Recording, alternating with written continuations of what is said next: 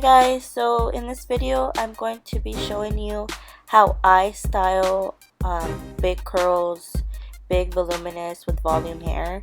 I do want to let you guys know that my sister does have a lot of hair. She does not wear extensions, so her hair was already enough to build that volume that she needs. So I only used a little bit of hairspray. Right here, what I just recently used is an oil that I got from L'Oreal. I bought this at CVS. I use this because she does have blonde hair, so that is considered dry hair. And with this oil, it does give her some shine and some moisture. So it's what she needed, and it's also protecting her hair from the heat. So what I'm doing here is I'm just pretty much curling away from her face all the time. So if you go ahead and watch the next clip after this one, I will give you a better detail of how I curl it. But I hope you guys enjoy it, and this is how I do it.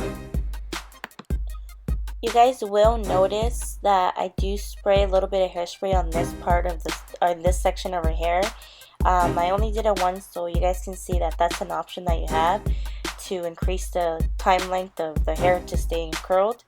But it does actually damage your hair a little bit more if you spray those chemicals on your hair and then use heat afterwards. So I didn't do that for all her hair. I just wanted to show you guys a little bit. See, I am straightening the roots of her hair just because, as you guys noticed, her hair is a little bit frizzy and a little bit wavy after she showers and dries it out.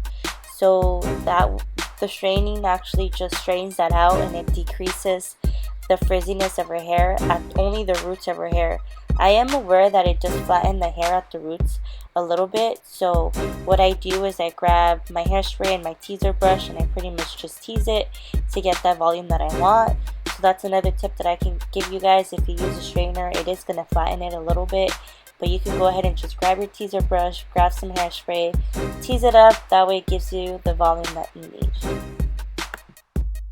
Alright guys, I don't know how many times I deleted this part to re-record myself because I can't even talk right when I'm recording myself. This is why I hate talking.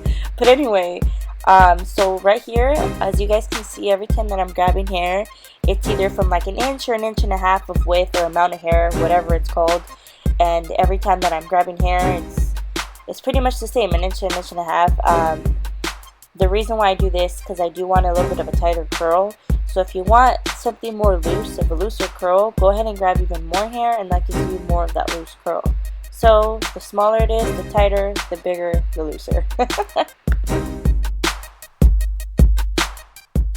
And this curling iron that I'm using is my Hot Tools 1-inch barrel curling iron. This curling iron gives me the option to turn up the heat on it up to 355. So for every single curl, I'm only leaving it on there for about 5 to 10 seconds because it does get so hot. So this is a curling iron that I do recommend. I use this curling iron all the time. I've had it for a while. I always purchase this brand just because it's so good. It was about, I believe, $60. I'll go ahead and link it below so you guys can check it out. But that's what I'm using here. The straightener, I purchased at Target. I'm not a big straightener person because I feel like most straighteners just work the same. So I'll go ahead and link that one below as well. That gives me the option to turn it up to 455. And yeah, so that's what I'm using here.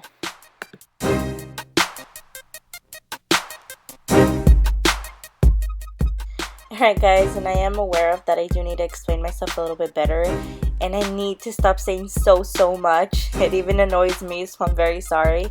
But the reason why I curl her hair and I pin it up this way is because every time that I curl her hair or curl anyone's hair, my hair, anyone's hair, the heat from the wand and that's transferring into the hair weighs the hair down. So every time that you pin up the hair this way, it allows the curl to stay where it needs to stay, and then it allows the heat to release from the hair. So that's what keeps it in place. And please excuse my little brother. He obviously wanted to be in the clip, so I just let him do what he had to do, and then he just took off after. So excuse that, and continue watching.